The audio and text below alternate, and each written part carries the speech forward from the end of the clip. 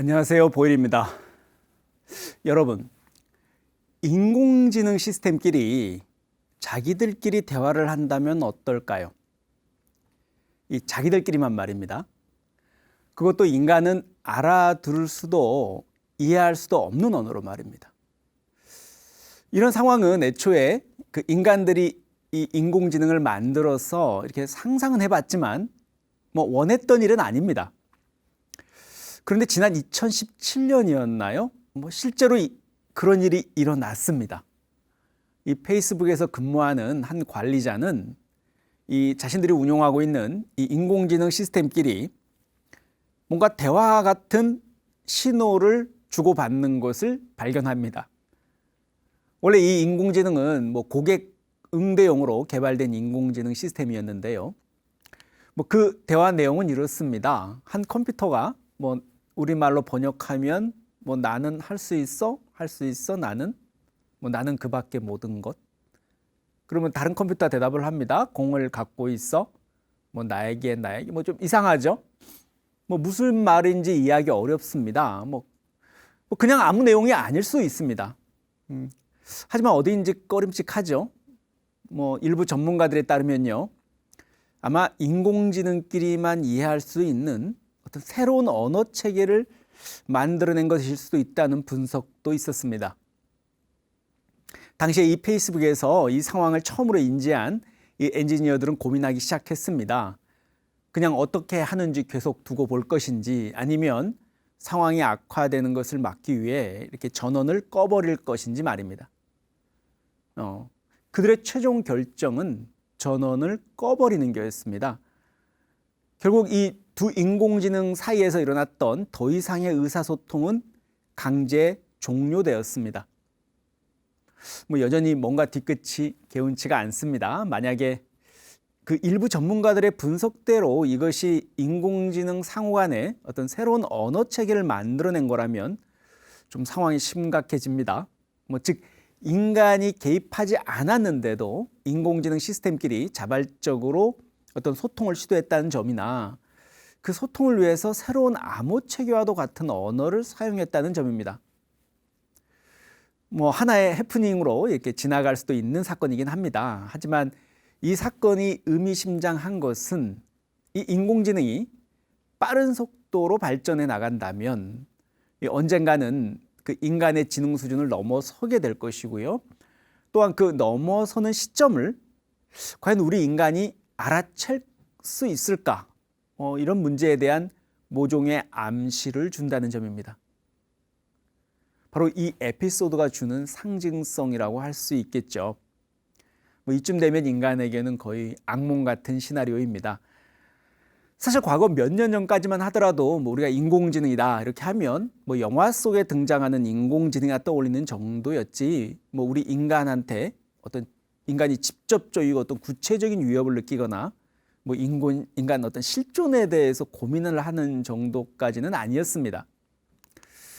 하지만 최근 들어서요, 인공지능이 스스로 학습할 수 있는 그 딥러닝 기술이 개발됐고요, 또 데이터가 폭증하고 또 컴퓨팅 능력 또한 비약적으로 향상됐죠. 그렇게 되면서 이런 예측이 단지 공상만은 아니라는 주장이 대두되고 있습니다.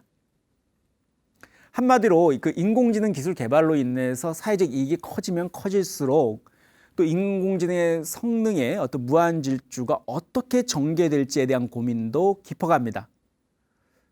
이렇게 인공지능이 우리 인간이 알아채지도 못하는 사이에 스스로 어떤 지능 수준을 높여간다면 인간들의 지능 수준을 넘어서게 되는 날이 도래할 것이라는 미래 전망이 있습니다. 바로 특이점이 올 것인가에 대한 논의입니다.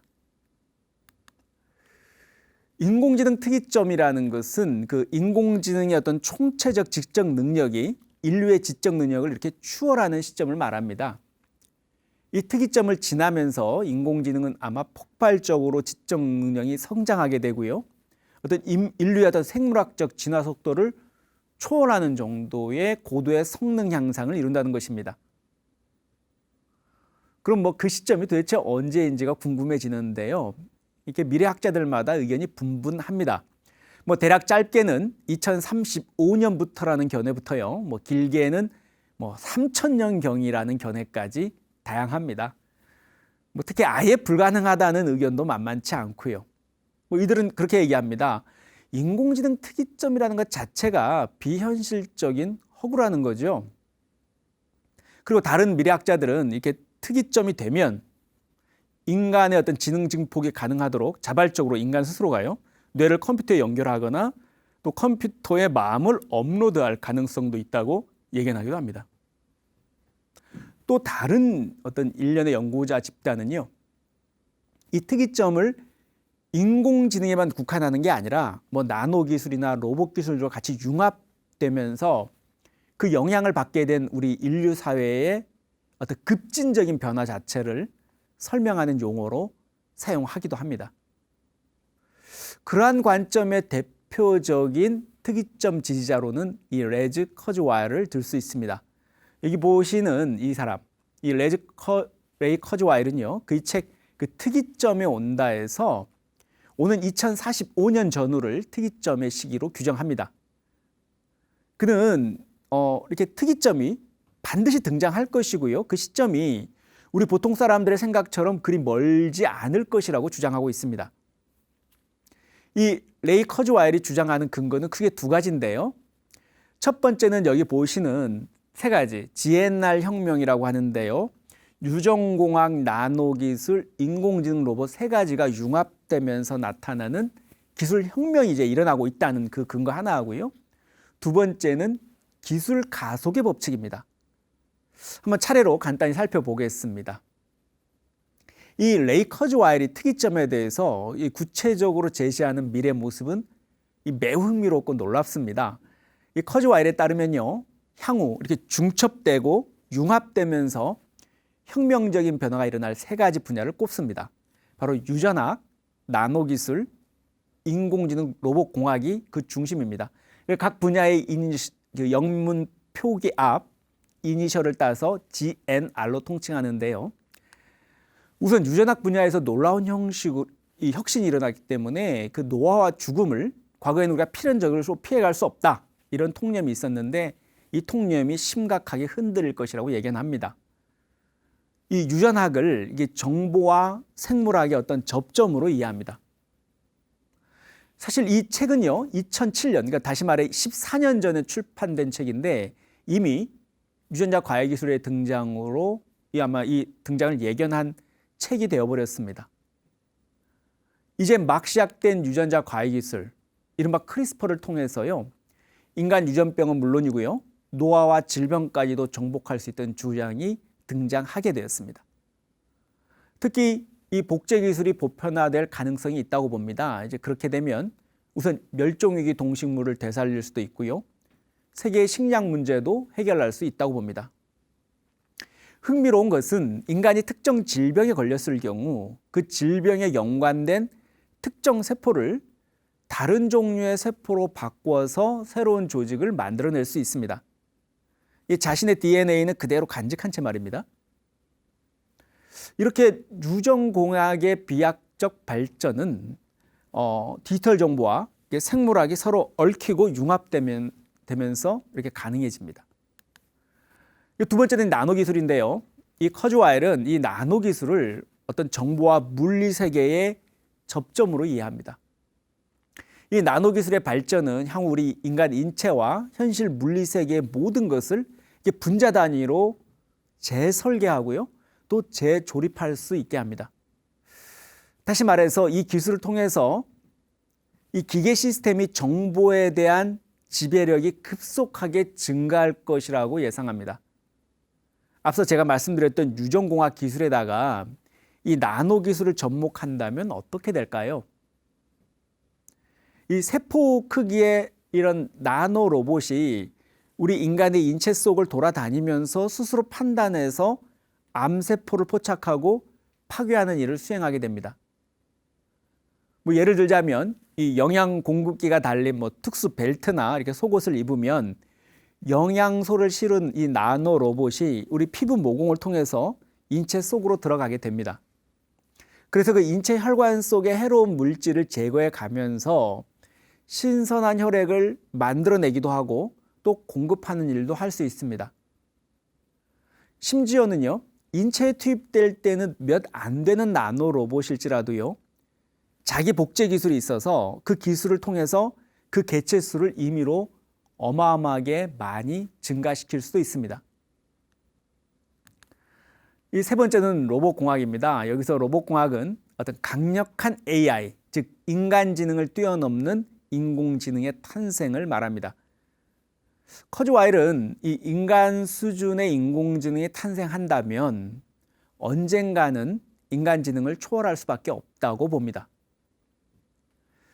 어떤 인공지능의 어떤 디지털 정보에 대한 습득과 공유 속도를 인간이 따라잡을 수가 없다는 거죠. 그 전에 이런 수준의 인공지능을 만들어내려면요, 우리 인간의 뇌를 역으로 분석을 해서 연산 플랫폼을 만들어낼 수 있을 것이라고까지 주장합니다. 이런 강력한 인공지능이 이 나노 기술과 결합된다면 어떻게 될까요? 그때는 아마도 이렇게 고삐 뿔린 이렇게 짐승처럼 엄청난 속도로 기술 진화를 거듭하게 될 것으로 예견합니다. 아마 이런 방식으로 초지능이 탄생하게 되면요, 아마 통제 불가능한 인공지능이 될 것은 자명합니다. 이 커즈와일이 특이점을 주장하는 두 번째 근거가 이 기술 가속의 법칙인데요. 여러분 많이 아시겠지만 이 무어의 법칙에 영감을 받아서 첨단 기술의 기하급수적 성장 법칙이 정보기술 분야에 전방위적으로 적용된다, 이렇게 주장합니다. 한마디로 인류의 첨단 기술 발전 속도가 훨씬 가속화될 것이라는 거죠.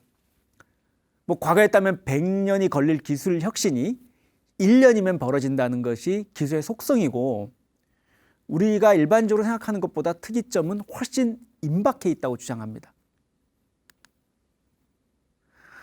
이 레이 커즈와일의 예상대로 2020년대 말에는 인간지능을 완벽히 모방할 수 있는 인공지능이 탄생할 것이고, 더 이상 컴퓨터 지능과 생물학적 인간의 지능을 이렇게 구별할 수 없게 될 것이라고 합니다.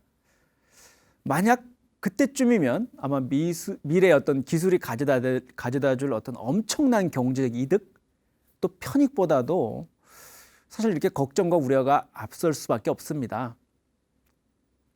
그럼 이렇게 다가오는 이 미래에 어떻게 우리가 대비해야 될까요? 언뜻 떠오르는 게 이 모든 기술의 개발을 당장 포기, 그리고 관련 연구를 금지하는 게 옳을까요? 아니면 그래도 지금까지 노력한 게 아까우니까 일단 지켜보면서 통제를 하는 것이 옳을까요? 분명 쉽지 않은 문제입니다. 레이 커즈와일 같은 경우에는 만약에 기술 발전을 포기한다는 것은 개인, 회사, 국가의 어떤 경제적 자살이나 다름없다 하면서 강하게 반대합니다. 근데 그러면서도 적절한 수준의 포기는 어떤 미래에 맞닥뜨릴 어떤 진정한 위험들에 대한 책임감 있고 건설적인 반응일 수 있다고도 인정합니다. 하지만 우리가 볼 때 그 문제는 그 적절함에 대한 기준이 서로 다를 수 있다는 점이죠. 예를 들면 이런 식이죠. 유전공학 실험에서 인공복제를 하려는 자는 이 통제가 없는 환경에서 스스로 복제하지 못하게 금지한다든가, 또는 분자 나노 기술 기기는 이게 설계할 단계부터 자기 복제가 불가능하게 통제되어야 한다는 거죠. 또 다른 거는 인공지능 알고리즘의 투명성과 그 연산 결과에 대해서 설명 가능해야 된다는 내용 등입니다. 인공지능 한판 맡겼더니 인공지능의 결과가 어떻다라는 건 설명할 수 있어야 된다는 거죠. 또한 로봇공학에서는 이게 설계 단계부터 우호적 AI나 어떤 신뢰할 수 있는 AI를 개발할 수 있도록 유도하는 방법들이 있습니다. 하지만 이런 방법들이 실제로 효과적일지는 미지수죠. 예를 들면 다양한 분야에서 강력한 인공지능은 결국 탄생할 것이고요. 우리 인체와 결합되거나 융합되면서 또한 인간의 가치마저도 반영하게 될 것입니다. 한마디로 인간과 인공지능이 따로 있지 않다는 거죠. 그때는 아마 이미 인간 자체가 기계하고 결합되어 버린 강력한 AI이면서 또는 욕망과 경쟁에 사로잡힌 어떤 일종의 비우호적 AI가 될 가능성도 여전히 배제할 수 없습니다. 이 인공지능 특이점이라는 것도 결국 인공지능과 인간의 고유성이 이게 필연적으로 교차되는 지점을 예상해 볼 수 있습니다. 인공지능이 인류의 어떤 지적 능력을 추월했다고 할 수 있으려면요, 인공지능도 인간 고유의 마음이 무엇인가에 대한 어떤 구체적 질문에 대한 구체적 대답을 할 수 있어야 한다는 겁니다. 뭐 특이점 논의가 멈춰서는 지점이라고도 할 수 있습니다. 오늘은 그 일단 인공지능 특이점에 대해서 그 멈춰설 수밖에 없는 지점까지 이야기해 보고자 합니다. 특이점이 도래하게 되면 사람의 마음이나 기억, 지식, 기술 등 같은 것들이 다른 물질에 이식될 수 있을 거라고 합니다. 그렇다면 그때의 나, 다른 물질에 이식되거나 복제돼서 새롭게 탄생한 개체가 진짜 나일까라는 질문에 봉착할 수밖에 없습니다. 레이 커즈와일도 이 문제를 피해가지는 않습니다. 그래서 이 특이점에 온다라는 책에서 아주 오래된 철학적 질문을 던지지요. 뭐 잠깐 인용해 보면요. 자, 나는 누구인가? 나는 끊임없이 변해가고 있으니 그렇다면 하나의 패턴에 불과한가? 다른 사람이 복사하면 어쩌겠는가? 나는 원본인 동시에 복사본인가? 원본이거나 복사본인가? 어쩌면 나라는 건 내 몸과 뇌를 이룬 물질일지 모른다. 질서 있는 한편 무질서한 그 분자들의 집합 말이다. 뭐 이쯤 되면 이렇게 극단적 유물론자처럼 이렇게 느껴지기도 합니다. 뭐 동의하기가 어려운 분도 많으실 겁니다. 이 커즈와일의 이러한 주장들은 대부분 논쟁적인 주제들입니다. 현재까지도. 어쨌든 중요한 건 이 거대한 변화 속 다가오는 미래의 모습에 대해 어떠한 입장이든 간에 모든 질문의 귀결점은 결국 나는 누구인가라는 질문입니다. 생명공학이나 나노기술이나 인공지능 기술이 통합되면서 인간의 어떤 생물학적 지능 수준을 이미 넘어섰든 아직 미치지 못했든 모든 질문은 인간의 마음을 향하고 있습니다. 커즈와일은 이 문제에 대해서 다음과 같이 덧붙입니다. 또다시 대체 나는 누구인가? 이야말로 궁극의 존재론적 질문이다. 이것은 제3자의 질문이 될 수 없다. 너는 누구인가라는 질문은 될 수 없다. 그것을 물을 수 있는 것은 너라는 당신 자신뿐이다. 커즈와일은 특이점에 대한 논의에서 시종일관 인류가 당면할 문제에 대해서 낙관적으로 해결 가능하다는 입장을 보입니다. 하지만 이 궁극의 문제에 이르러서는 멈칫합니다. 이것은 인공지능으로도 데이터로도 풀 수 없는 문제이기 때문입니다. 여러분, 제가 지금까지 말씀드린 것은 어디까지나 미래학자들의 예측입니다. 그 중에서 커즈와일 자신도 고백하듯이 어떤 사건의 지평선 너머로 우리가 볼 수 없듯이 그 뒤에 무엇이 있는지 완벽히 이해할 수 없다는 것이지요. 커즈와일 자신도 그 너머를 보는 것이 불가능한 건 아니지만 어려움을 느낀다고 고백합니다. 마찬가지입니다. 어디 세상이 우리 생각한 대로만 흘러가나요? 하지만 그래도 우리가 여기서 주목해야 될 지점이 있습니다. 바로 인공지능이 인류를 넘어선다고 했을 때 그 인간의 마음 영역에 대해서 어떤 근거를 가지고 우리가 초월했다, 이렇게 말할 수 있을 건가요? 여러분, 우리 불교 전통 성가에 내려오는 이 만법규일 일기화처라는 화두가 있습니다. 그 뜻은 만법이, 만 가지의 법이 하나로 돌아가니 그 한 가지는 어디로 돌아가는가라는 의미입니다. 달리 우리 현대적인 용어로 바꾸면요, 모든 존재와 현상이 이 마음에서 비롯되는데 그 모든 존재와 현상이 돌아가는 것도 또한 마음입니다. 그렇다면 그 마음이 돌아가는 그곳은 과연 어디인가라는 물음이라고 할 수 있습니다. 물론 화두죠. 우리 이성과 논리로 풀 수 없습니다. 하지만 마음의 본래 성품이라는 것도 실체가 없습니다. 그래서 오고 가는 바도 없죠. 예를 들면 등잔불이 환하게 이렇게 켜졌다 꺼졌을 때 이 꺼진 불은 어디로 간 것일까요? 우리 물거품이 이렇게 일어났다가 사라졌을 때 그 물거품은 어디로 간 것일까요?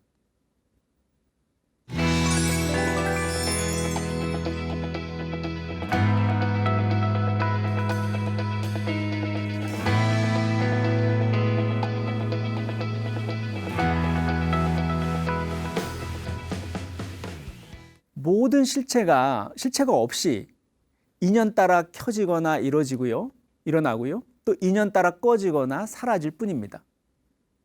결국 우리가 보는 모든 것은 실체가 없고 이 마음이 만들어낸 것인데 이 마음이 가리키는 나는 누구일까요? 이 질문에 답할 수 있어야만 최종적인 의문이 해소될 수 있습니다. 특이점 논쟁도 이와 마찬가지라고 볼 수 있는데요. 수많은 데이터와 과학기술의 변화 양상들은 끊임없이 지금 이 순간에도 만들어지고 사라지고를 반복하고 있습니다. 막 탄생할 때는요, 영원히 세상의 변화에 어떤 종지부를 찍어낼 정도의 최종 병기처럼 찬사를 받죠. 하지만 그마저도 다음 다가오는 기술 혁신에 의해서 구식이 되어버리고 떠밀려 사라져버립니다.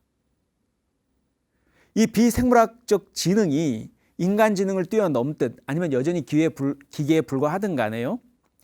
이 질문에 대답할 수 없다면 여전히 불 꺼진 방 속에 홀로 머물러 있는 것과 같습니다. 암흑천지란 얘기죠. 인간을 배제하고 제 아무리 인공지능끼리 대화를 하고 토론을 벌이고 날고 기어도 말입니다. 또는 커즈와일의 상상처럼 인공지능을 탑재한 나노로봇이 자기 복제를 거듭하면서 온 행성, 온 우주를 탐험하고 온 우주에 나노로봇이 꽉 들어차게 되더라도 말입니다. 빅데이터를 다루는 강력한 AI가 등장하더라도 이 문제에 답하지 못한 한은 그저 고성능 기계에 지나지 않을 것입니다. 인간도 마찬가지죠. 데이터다, 지식, 정보, 지능, 그 어떤 것이든 간에 궁극적으로는 마음, 즉 이 모든 것을 만들어내는 마음이 이 돌아가는 곳이, 귀결되는 곳이, 귀착되는 곳이 어디인가에 대해서 답을 내놓을 수 있어야만 할 것입니다. 결국 다시 마음입니다. 오늘 강연 함께해 주셔서 감사합니다. 성불하십시오.